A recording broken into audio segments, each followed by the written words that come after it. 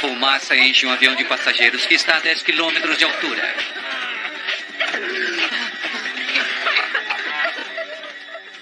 Estamos em Mayday. Estamos descendo. Os sistemas elétricos se desligam quando a fumaça se espalha. A tripulação tenta desesperadamente aterrissar seu avião com problemas. Vamos fazer uma aterrissagem de emergência. Vamos precisar de carros de bombeiros. Estamos aqui, à sua espera. O que parecia ser um pequeno problema no início transforma-se numa luta de vida ou morte para todos a bordo do voo 797 da Air Canada.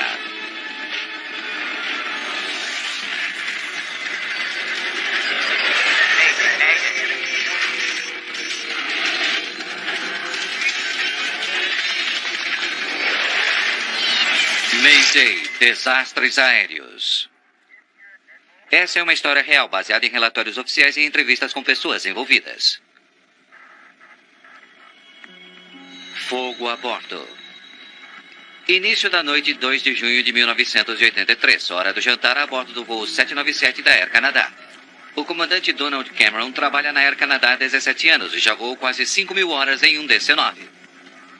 Mas isso não significa que ele irá comer antes dos outros. Como está o peixe? Bom? Para ele poder jantar, o copiloto Claude Ouimet precisa terminar sua refeição. Bom? O jato está a meio caminho do percurso de Dallas, no Texas, a Montreal, com uma escala em Toronto.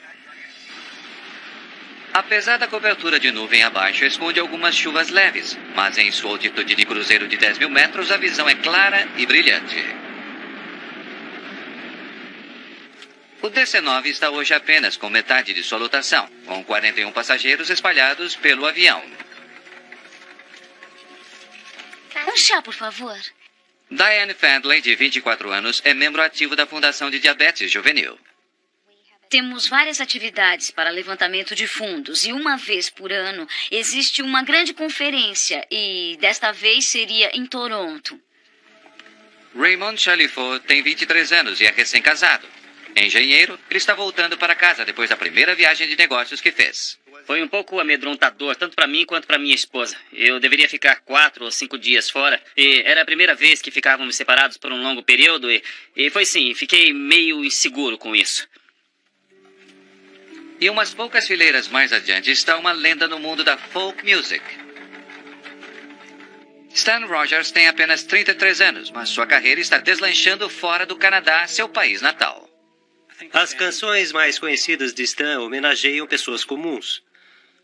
As canções são sobre as pessoas comuns que se destacam num certo momento e se tornam heróis por seu próprio valor.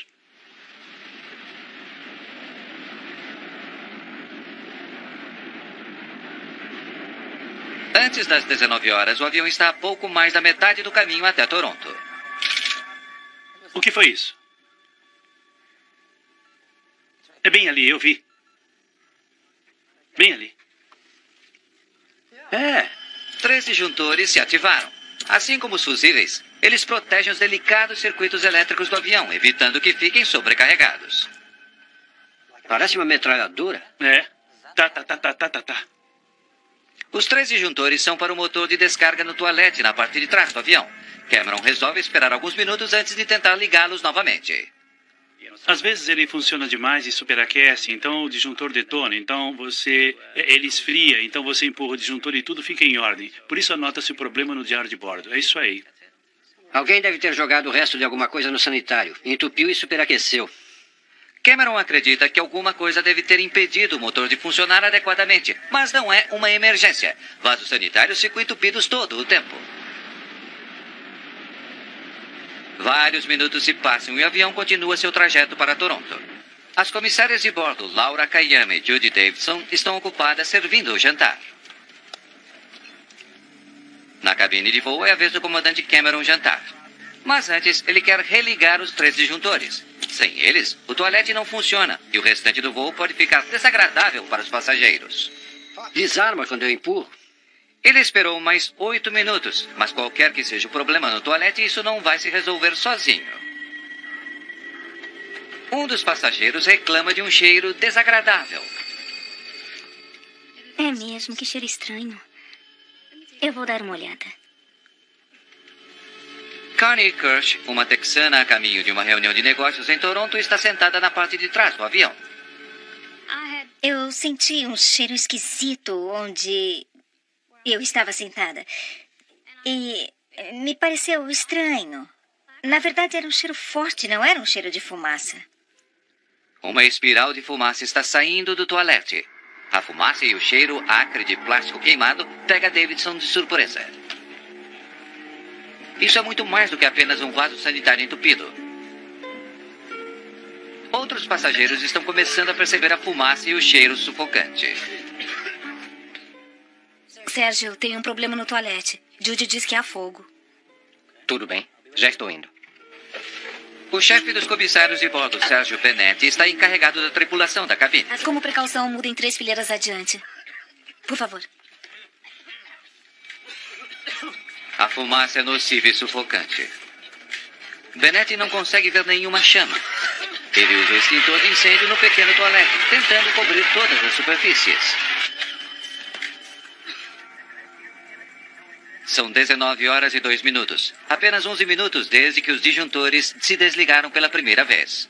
Laura Kayama leva ao comandante Cameron as notícias perturbadoras. Desculpe, comandante, mas há fogo no toalete na parte de trás. Eles foram lá para apagá-lo. Você quer que eu vá até lá? Sim, quero. Um incêndio em uma aeronave é uma das piores situações que qualquer tripulação pode enfrentar. O avião está a cerca de 10 quilômetros de altura. O que começa com uma fagulha pode se tornar mortal em questão de poucos minutos. Mas, no momento, Cameron não tem conhecimento da gravidade da situação. É preciso lembrar que em 1983 era permitido às pessoas fumar nos aviões. E houve uma quantidade de incidentes desse tipo na indústria. Por isso, aquilo não me alarmou muito. O IMET encontra a situação pior do que esperava. Eu não vi nenhuma chama quando abri a porta antes, mas utilizei bastante o spray do extintor de incêndio. Você acha que foi um cigarro no lixo? Não, acho que não. Tá certo.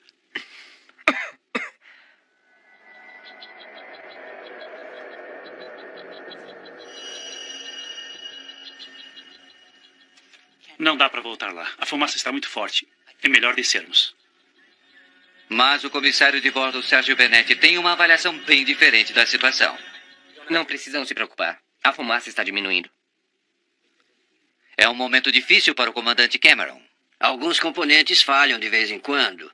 Não são graves ou sérios o bastante para provocar uma descida de emergência. Isso é uma coisa muito séria.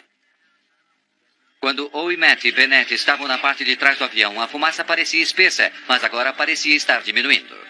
Muito bem, está começando a limpar agora. Mas vou voltar e ver se está tudo bem. Isso, tudo bem. Leve esses óculos de proteção. Vou ficar com minha máscara. Volte até onde possa, mas tome cuidado para não se ferir. Sem problema. Sem problema. Se for apenas um motor de vaso sanitário quebrado, Cameron pode ainda assim chegar até Toronto. Mas se for algo mais sério, ele terá de aterrissar imediatamente, antes que o pequeno inconveniente se torne um problema fatal. Apertem os cintos. O comandante Donald Cameron está aguardando novas informações da parte de trás do avião, quando subitamente ele encara um novo problema. A luz principal de emergência está acesa. Os sistemas elétricos por todo o avião, incluindo alguns na cabine de voo, começam a falhar. O avião basicamente perdeu todas as suas sofisticadas informações de navegação e altitude. Assim, só me restaram subitamente, eu acho, 3 instrumentos de motor por motor. E 4 instrumentos de voo que eram muito primitivos. Eles eram como aqueles que tinham num bombardeiro da Segunda Guerra. Com seus sistemas elétricos começando a parar, Cameron chama o controle de solo mais próximo. Centro de Memphis, aqui é Air Canada 797. Air Canada 797, Indianápolis, prossiga. Temos aqui um problema elétrico. Podemos logo ficar sem comunicações. Aguarde. O copiloto Ouimet está na parte de trás do avião. A maçaneta da porta do toalete ficou tão quente que ele nem se arrisca a abri-la. Enfrentando um possível incêndio a bordo, a tripulação não tem escolha senão aterrissar seu avião o mais rápido possível. Não gosto do que está acontecendo. Acho melhor a gente descer. Nós vamos fazer uma descida de emergência. Avise a tripulação. Sim, senhor. Logo que a decisão é tomada, uma outra luz de alerta acende. Eles acabam de perder a maior parte de sua força de emergência. Estamos falando de diversas falhas e está começando a ficar complicado. Por isso, vamos descer e, obviamente, teremos de aterrissar. Mayday, mayday, mayday. Um pequeno problema cresceu a ponto de uma emergência geral. Mayday, mayday, mayday. Controle de Louisville, câmbio. Air Canada 797, temos um incêndio a bordo. Nós estamos descendo. Consegue chegar a Cincinnati? Vamos tentar. Cincinnati fica a 46 quilômetros de distância. Eles conseguem chegar lá. O comandante Cameron começa sua descida inicial a 1.500 metros. A tripulação utiliza a bateria de emergência. Mas muitos dos instrumentos do avião não estão funcionando. Mas não são apenas os instrumentos. Cameron descobre que uma peça fundamental de seu avião não está funcionando adequadamente. O estabilizador horizontal da cauda do seu DC-9 não funciona. Cameron utiliza a parte que ainda funciona, os elevadores, para fazer o avião mergulhar. Mas assim como um carro que perdeu força, a aeronave resiste. Quando Cameron empurra os controles, eles reagem de volta com uma pressão equivalente a 20 quilos. O avião ficou muito pesado. E isso exigia toda a minha concentração ao pilotar o avião. Uma fumaça acre está se arrastando da parte de trás do avião e passando pelas fendas do teto da fuselagem.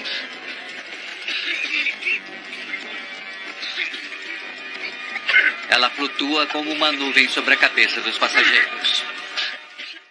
Uma fumaça incrivelmente áspera que realmente irritava a garganta. E a gente tinha que expirar muito, mas muito pouco mesmo. De outra forma, a gente poderia sufocar. Era possível senti-la subindo. Estava passando pelos armários onde guardamos a bagagem, vindo para frente. Coloque um cinto, por favor. O cheiro de plástico queimado enche o ar. Descer as máscaras de oxigênio poderia tornar a situação ainda pior. Eu poderia ter deixado cair as máscaras de oxigênio, mas isso é proibido. Você só tem permissão de usar as máscaras de oxigênio no caso de uma grande descompressão ou perda da pressurização. Não devido a incêndio.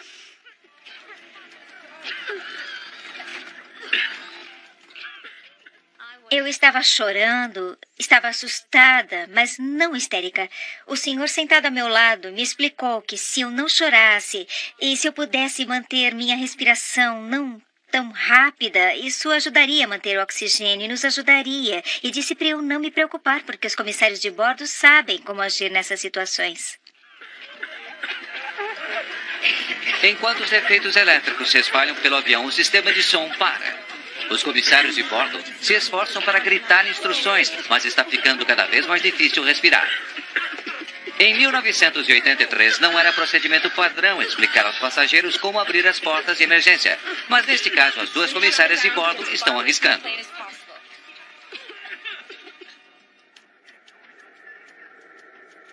Quando a fumaça entra na cabine de voo, a situação do comandante se torna crítica.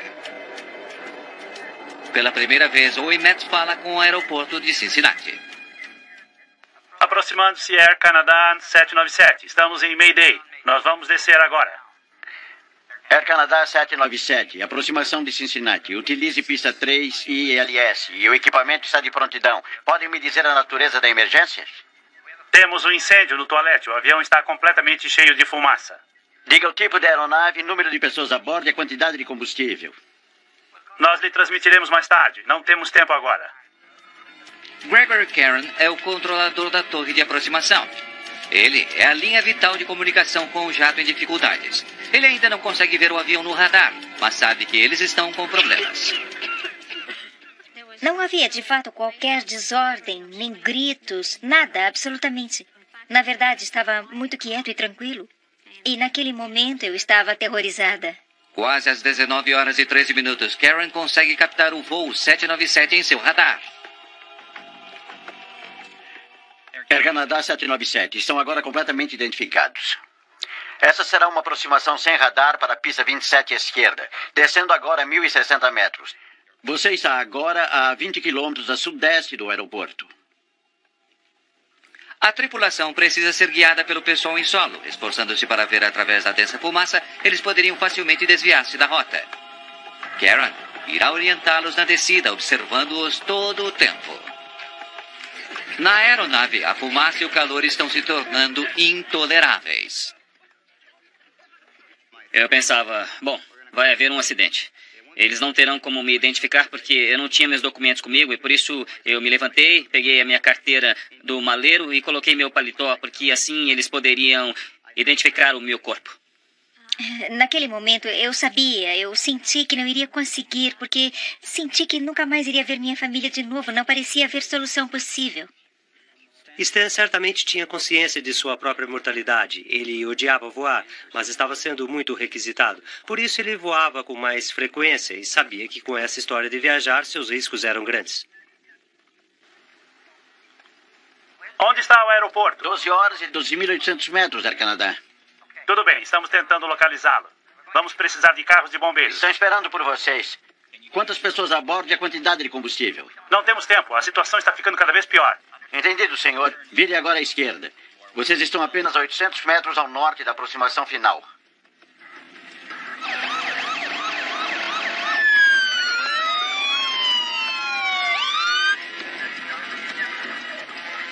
Finalmente, a tripulação vê o aeroporto. Tudo bem, vimos o aeroporto. A torre está acompanhando vocês. Não precisam tomar conhecimento de outras transmissões do Air Canada 797 e são liberados para aterrissar. Vocês estão a 6.400 metros do aeroporto. Boa sorte. Em meio a uma espessa névoa de fumaça e fuligem, as comissárias de bordo Laura Kayama e Judy Davidson sentiam seu caminho através do corredor, tentando animar os passageiros. Elas não podem passar da fileira 12. A fumaça e o calor estavam intoleráveis. Eu rezava o tempo todo. Meu Deus, por favor, nos ajude a pousar este avião. Faça com que este avião atinja o solo em segurança.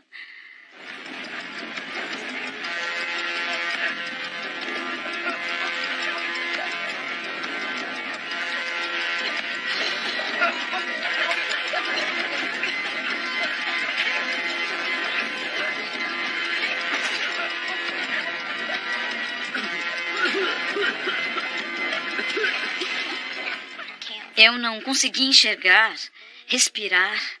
A morte, sem dúvida, passou pela minha cabeça, mas eu pensei, aguenta firme, não desista. Eu estava casado há menos de um ano e já tinha acabado. Por isso eu comecei a respirar o mínimo que eu podia e comecei a pensar muito na minha esposa. Brigando com os controles, a força do Capitão Cameron está sendo levada ao limite.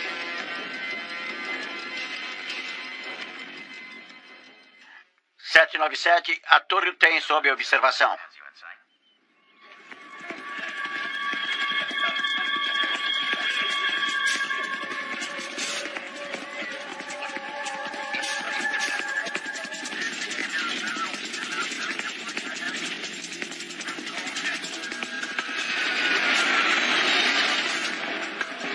Sem ver direito através da fumaça, a tripulação do voo 797 faz uma aterrissagem difícil.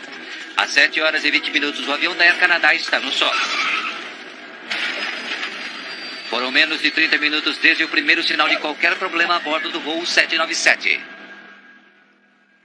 Quando tocamos o solo, eu acreditei que agora estávamos salvos. Vamos sair logo deste avião. Mas dentro do avião, a fumaça não está diminuindo. Os passageiros estão tirando seus cintos de segurança e desesperadamente tentando escapar. Saí da minha poltrona e me lembrei de ter posto as mãos nas costas de alguém. Era como se eu estivesse esperando em uma fila. E eu sabia que era uma fila onde eu não queria esperar muito tempo. E assim eu me virei e fui na outra direção sem saber que, na realidade, estava indo em direção à parte da frente do avião.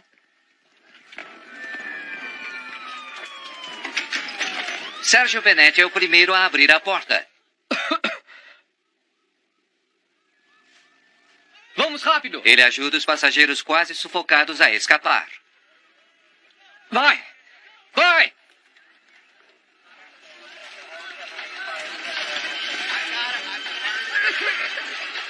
A cabine está escura como breu e tremendamente quente.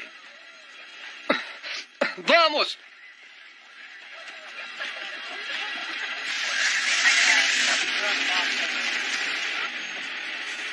Na cabine de voo, a tripulação desliga o avião rapidamente. O copiloto escapa pela janela de emergência. É um pulo de 5 metros até o solo.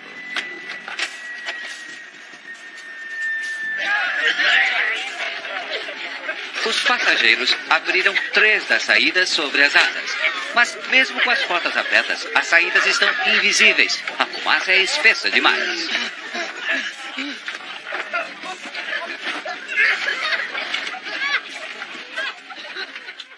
Eu vi uma luz e era a porta que havia sido aberta. Alguém abriu a porta e eu percebi o que era e corri para a porta e me segurei. Eu só coloquei meu rosto para fora para respirar. Os passageiros que encontraram as saídas escorregaram para fora e caíram na segurança do solo. No solo, Laura Kayame e Judy Davidson freneticamente fazem os passageiros saírem rapidamente do perigoso avião.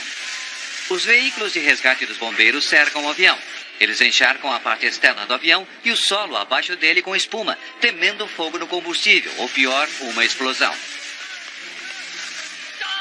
Através da janela da cabine de voo, Owen Matt pode ver o comandante Cameron sentado em sua poltrona, olhando aturdido e curvado sobre o manche. A primeira coisa que me chamou a atenção foi ver o rosto de Don na janela e então percebi que ele não estava completamente consciente.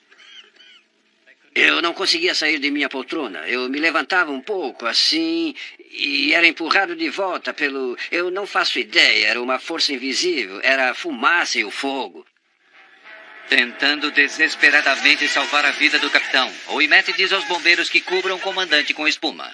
Era uma mistura gelada de espuma que me encharcou. Funcionou. Cameron se mexeu e passou pela janela da cabine de voo. Lá está ele! Lá está! Dom! Mal haviam se passado 90 segundos após o avião ter aterrissado, quando subitamente todo o interior do 797 se incendeia.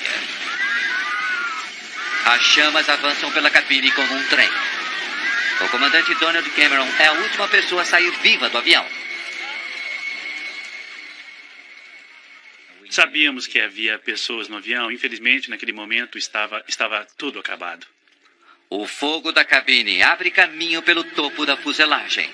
Uma fumaça negra pode ser vista a quilômetros de distância.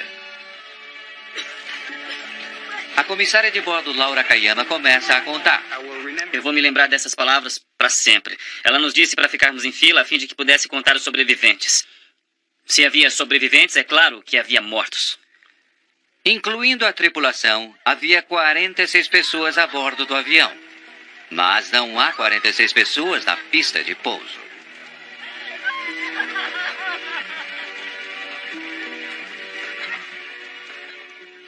Eu realmente pensei que se o piloto pudesse aterrissar o avião, nós poderíamos sair.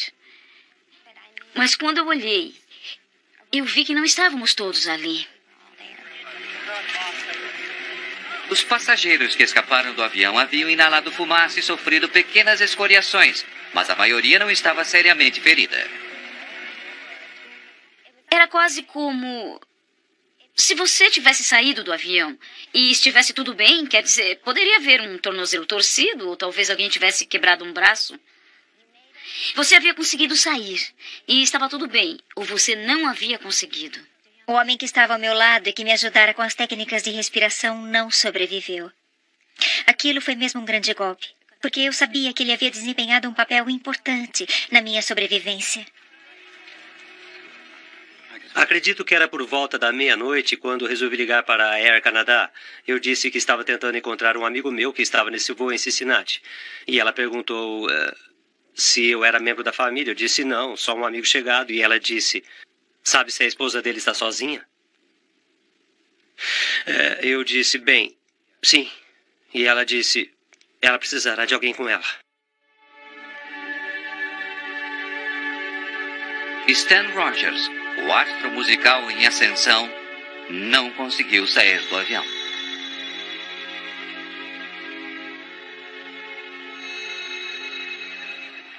Cincinnati, Terra. É o comandante do voo da Air Canada que está em chamas aqui. De um veículo da emergência perto de seu avião, o comandante Cameron entra em contato com o controle de terra de Cincinnati. Ele tem uma grave comunicação. Parece que 23 pessoas ficaram na aeronave. Há algum transporte programado para vir para cá e que possa dar ajuda e abrigo para nossos passageiros? Está muito frio aqui.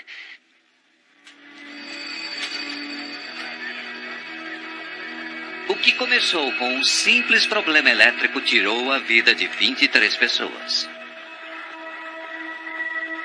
O que provocou o incêndio fatal? O que houve de tão errado? A investigação irá revelar o histórico de problemas do avião. Esse DC-9 havia sofrido outro sério acidente poucos anos antes.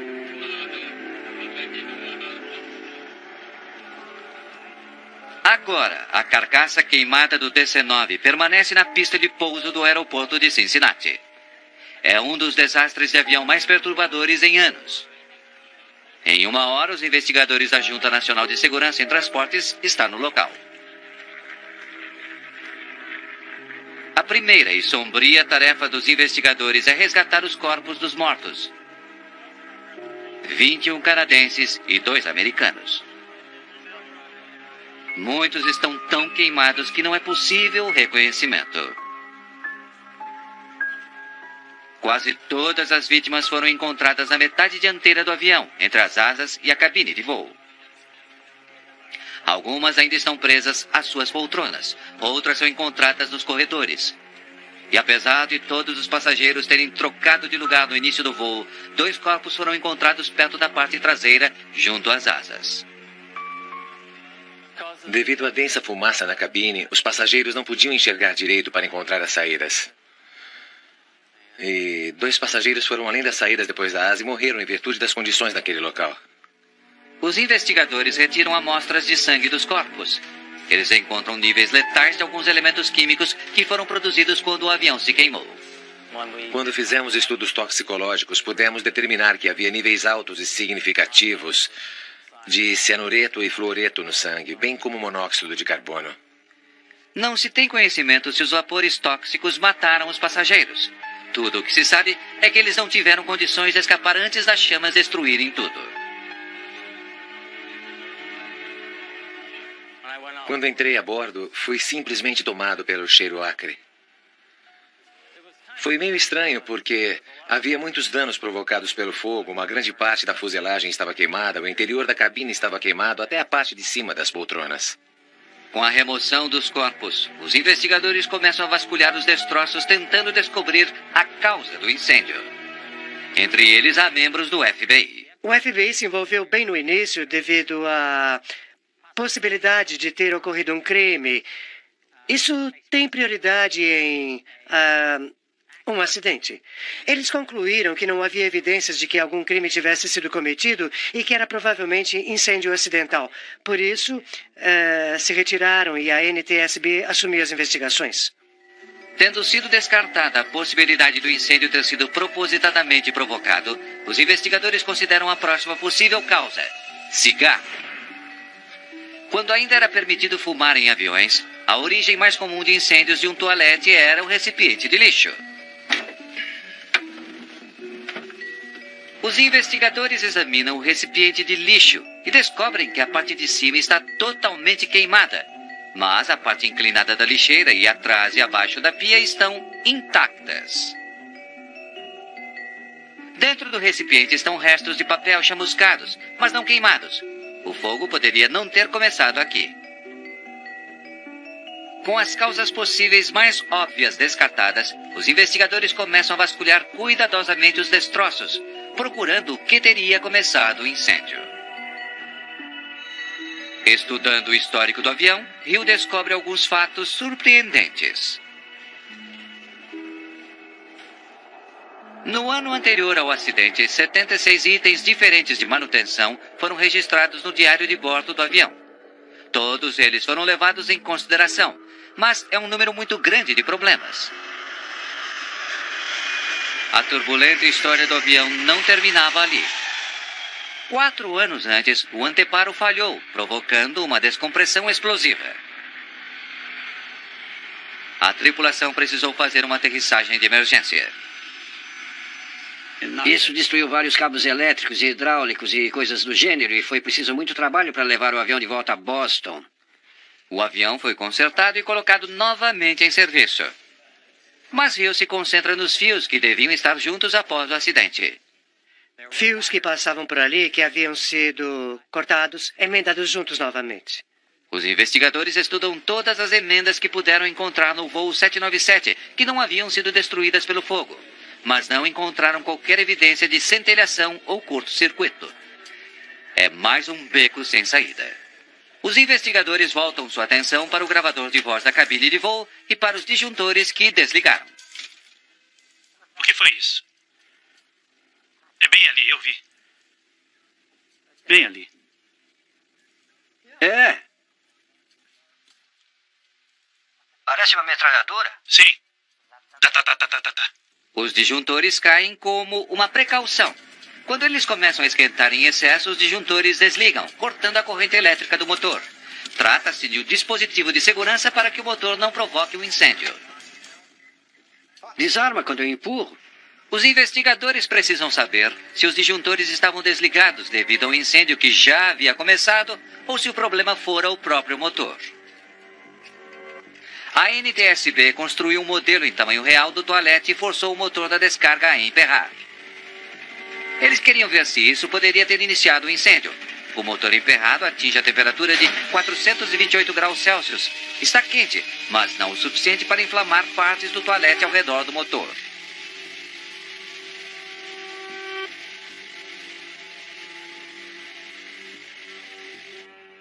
Ao ouvirem o gravador de voz da cabine de voo, os investigadores descobrem uma pista desconcertante.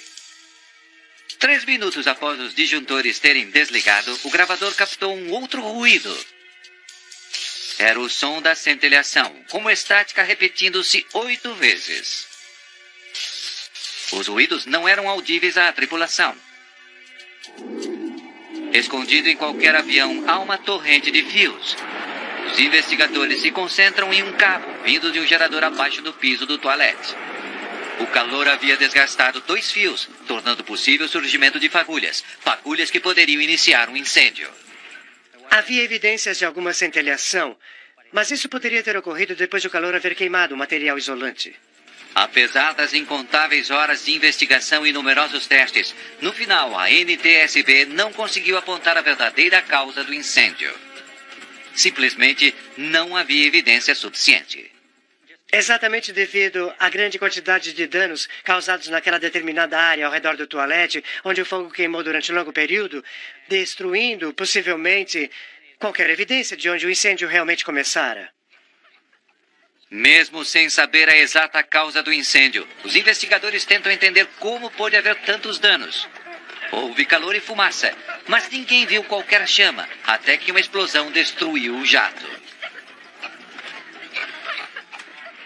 Quando se tem um incêndio com combustão incompleta, quando há falta de oxigênio, isso produz gases combustíveis. Esses gases, então, podem se acumular, principalmente no teto de uma aeronave.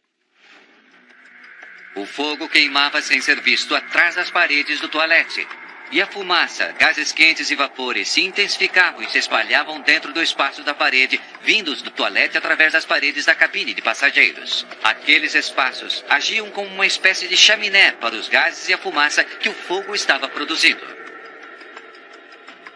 Apesar do fogo permanecer escondido atrás dos painéis das paredes e do teto, a fumaça e os gases quentes entravam na cabine através de cada junção, juntando-se no espaço superior da cabine e exercendo pressão para baixo sobre os passageiros. As áreas inacessíveis e a área da cabine estão todas ligadas através de pequenas gretas e cavidades, pequenas aberturas.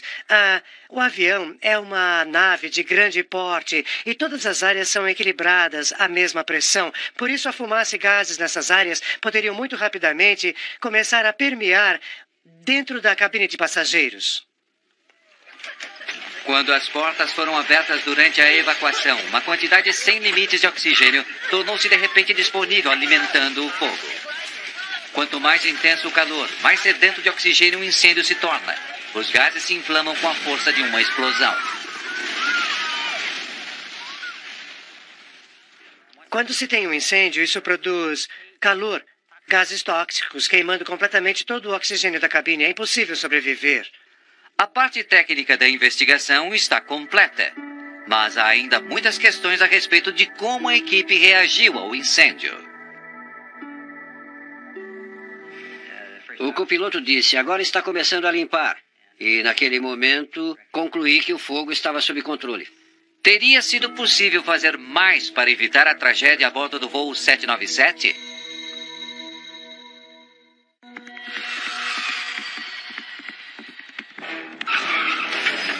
Em 1983, o incêndio no toalete de um DC-9 da Air Canada encheu a cabine do avião de fumaça.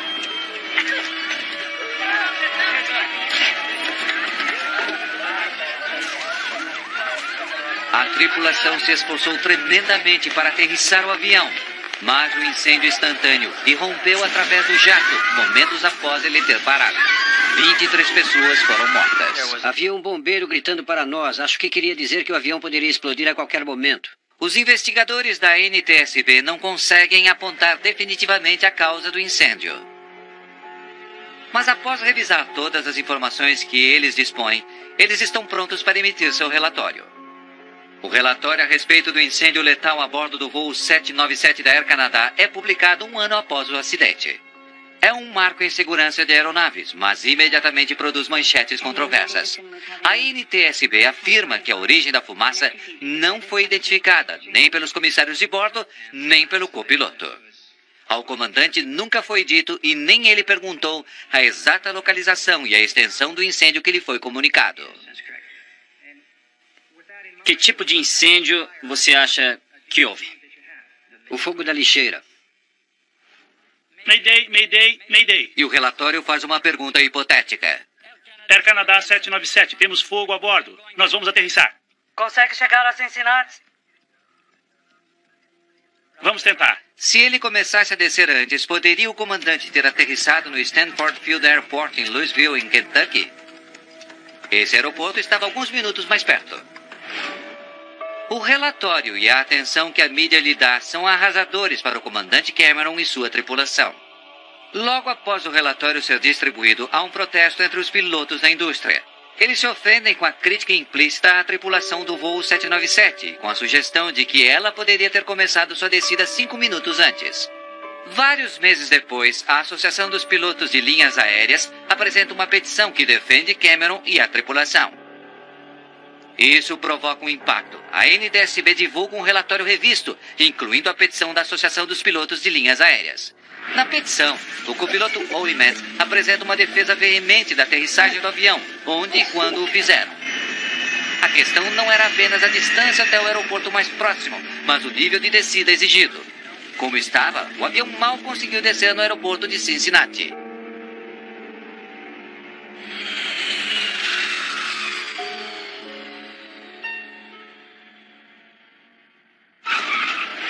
Entretanto, o relatório revisado da Junta Nacional de Segurança em Transportes não retira todos os seus ataques, acusando o comandante Cameron.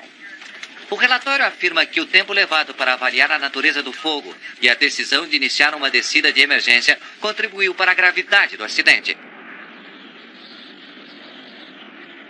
Passados 20 anos, a declaração ainda é contundente. Fico feliz que todos eles, que as pessoas que conseguiram sair, saíram. Sinto muito pelas pessoas que não conseguiram sair, pois fizemos de tudo para que chegassem em segurança.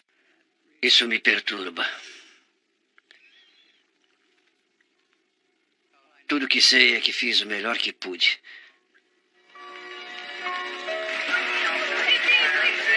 Juntamente com as observações a respeito do desempenho da tripulação, a NTSB recomenda uma série de melhorias quanto à segurança. Talvez, se o voo estivesse lotado, alguém poderia ter notado antes o cheiro de fumaça. Mas o toalete do voo poderia ter um detector de fumaça, algo que não era padrão por toda a indústria. Entretanto, após o voo 797, posições e regulamentações foram mudadas. Mesmo com os comissários de bordo tendo recebido algum treinamento para lidar com incêndios a bordo de um avião, isso não foi o suficiente. Mas o que é mais óbvio, os comissários de bordo não estavam adequadamente equipados para combater incêndios. Sem máscaras cobrindo todo o rosto e sem oxigênio, não se poderia esperar deles que combatessem o fogo enquanto estavam segurando a respiração. Nos anos seguintes ao voo 797, os comissários receberam equipamentos de treinamento melhores. A tripulação da cabine de passageiros também tomou decisões rápidas que ajudaram a salvar vidas, fazendo com que os passageiros se sentassem mais adiante no avião e passando toalhas molhadas minimizaram os efeitos da fumaça tóxica. A decisão de dizer aos passageiros que abrissem as saídas de emergência sobre as asas não era procedimento padrão, mas permitiu que alguns passageiros escapassem mais rapidamente e foi afinal adotada como prática rotineira. Finalmente ficou patente pela localização de alguns corpos que passageiros morreram devido a preciosos segundos perdidos procurando encontrar as saídas na completa escuridão. O que poderia fazer uma diferença? Iluminação de direção nos pisos e orientações acima das poltronas identificando as saídas de emergência, recursos que finalmente se tornariam um padrão.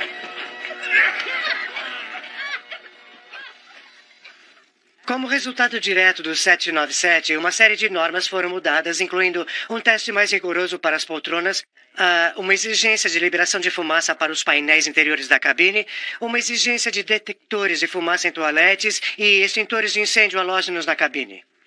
Nós vamos fazer uma aterrissagem de emergência. Coloquem a cabeça no colo. Mas as mudanças chegam tarde demais para aqueles que morreram no voo 797, como o homem sentado ao lado de Connie Kirsch. Meses após o desastre, a esposa dele entrou em contato com Connie. Ela disse: eu soube que meu marido estava sentado ao seu lado e queria saber como ele estava, o que passava pela cabeça dele. E eu disse que ele estava muito bem, que foi muito gentil comigo. Ele me deixou sentar ao lado dele, me ensinou como respirar. Aquilo foi muito difícil. E a culpa que carreguei durante tanto tempo foi muito difícil, mas deixei a culpa para trás. Mas acredito que quando se volta a isso, se pensa a respeito como agora, em detalhes, é como reviver. O cantor folk Stan Rogers foi outra vítima do voo 797. Ele nunca será capaz de cumprir a promessa de sua vida e de sua carreira ascendente. Eu adorava sua generosidade e sua lealdade como amigo. Como artista, ele foi talvez um dos melhores compositores que esse país já produziu e foi realmente um incrível prazer e honra ter trabalhado com ele. Ele ainda é muito tocado. E isso faz crescer sua lenda. Algum tempo após o acidente, 2 funcionários da Air Canada vão até a casa de Diane Fadley em Dallas. Eles trouxeram minha Bíblia. Está escura porque foi queimada, chamuscada, mas é uma Bíblia em brochura e não ficou completamente queimada. Isto é simplesmente uma lembrança para mim de que Deus estava comigo. E eu acredito que Ele me protegeu e que Ele também estava lá comigo.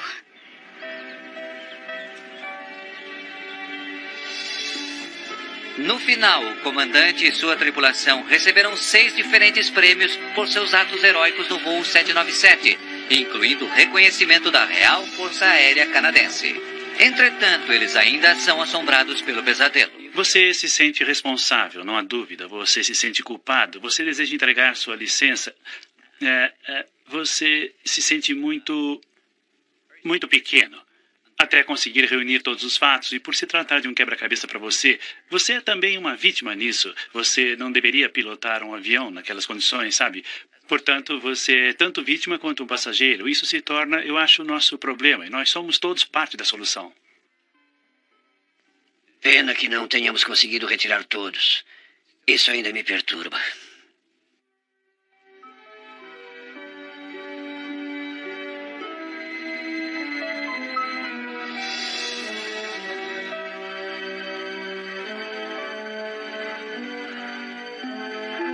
Versão brasileira Centauro.